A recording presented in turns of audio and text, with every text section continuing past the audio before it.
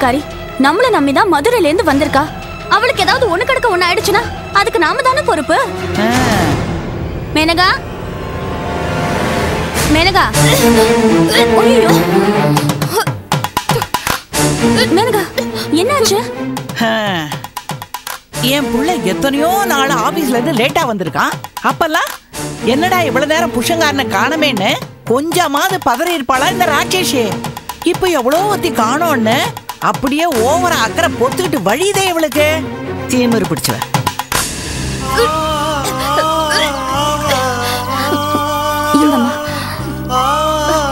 வாய்க்கோப்ளி.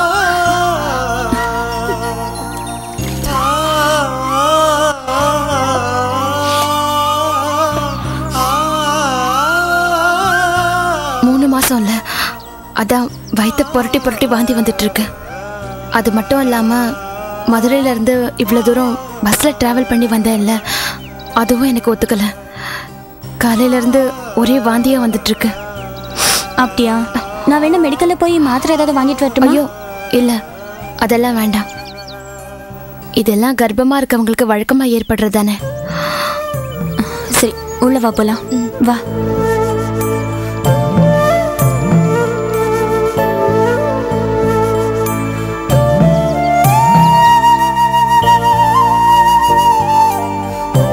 நல்லா படுத்து ரெஸ்ட் எடுங்க. அப்பதான் டயர்ட்னஸ் போகும், உடம்புக்கும் தெம்பா இருக்கும்.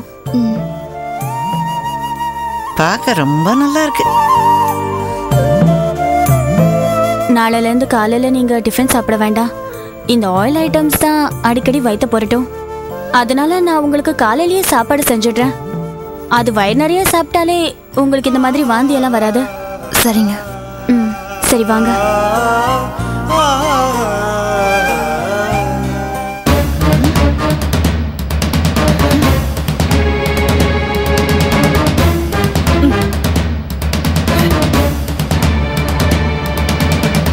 ஏண்டா எவ்வளோ ஒருத்திய வீட்டுக்கு வர வச்சு உன் பொண்டாட்டி என்ன கூத்தடிச்சிட்டு இருக்கா பாத்தியா?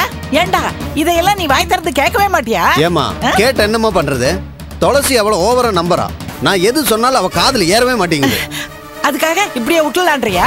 உன் பொண்டாட்டி அவளை தாங்குன்னு தாங்குறத பார்த்தா என் வயிறு அப்படியே பத்திக்கிட்டு எரியுதுடா. மா, துளசி ஏன் இப்படி நடந்துக்கிறான்னு எனக்கே புரியல. அவ இப்படி எல்லாம் நடந்துக்கிறவளே கிடையாது. ஏன் பேச்சையும் மீறி துளசிக்கு அவ மேல எப்படி நம்பிக்கை வந்ததுன்னு புரியல. ஏண்டா நீ அவளை தெரியவே தெரியாதுன்னு சொல்ற, அவ என்னடானா உன் குழந்தைய வயிற்றுல சுமந்துகிட்டு இருக்கேன்னு சொல்றாடா. ஆக இவ ஏதோ திட்டத்தோட தான் இங்க வந்திருக்கான்னு தெரியுது. இத பாரு, நீ எதை பத்தியும் கவலைப்படாத. நேரா போலீஸ் ஸ்டேஷனுக்கு போய் அவ மேல ஒரு கம்ப்ளைண்ட் கொடுத்துட்டு வந்துரு. அவங்க வந்து முட்டிக்கு தட்டுனா இந்த மேனாமேனிக்கு எல்லா உண்மையும் கக்கிடுவா. மா, நேத்து அவ சொன்னதுல நீ மறந்துட்டியா? அவ ஆதாரத்தோட வந்திருக்கா. போலீஸ் கிட்ட போனா நீயும் நானும் தான் உள்ள போய் உட்காரணும்.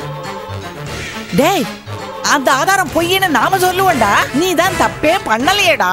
பண்ணலதாமா, ஆனா அத போலீஸ் நம்பணுமே. இந்த ஃப்ராடுக்காரி அங்கேயும் வந்து கண்ணீரும் கம்பளையுமா ஏன் குழந்தைக்கு இவர்தான் அப்பான்னு கையை காட்டினானா கேள்வியே கேட்காம என்ன உள்ள தூக்கி வச்சிருவாங்க. அந்த மாதிரி விஷயத்துல எப்பவுமே ஆம்பளைங்க பேச்சை விட பொம்பளைங்க பேச்சுதாமா எடுபடும். சரிடா, அவளை ஒழிச்சு கட்டுறதுக்கு என்னதான் வழி? மா, இவளை இந்த வீட்டை விட்டு அனுப்பணும்னா இவ எந்த நோக்கத்தோட இந்த வீட்டுக்குள்ள வந்திருக்காங்கிறது முதல்ல நாம கண்டுபிடிச்சாகணும். டேய், உன் பொண்டாட்டி வெளியில வந்ததுமே அவ இடுப்பு மேல 4 மிதி மிதிச்சேன்னு வெயி, அந்த மதுரைக்காரிய ஓட ஓட விரட்டி அடிப்பா. சரியா?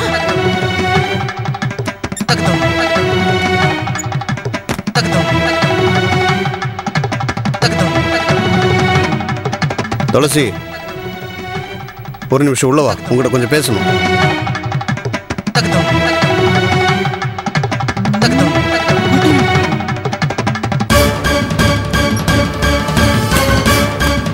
போடி போ, அவனை நல்லா உசுப்பேத்தி விட்டுருக்கேன்.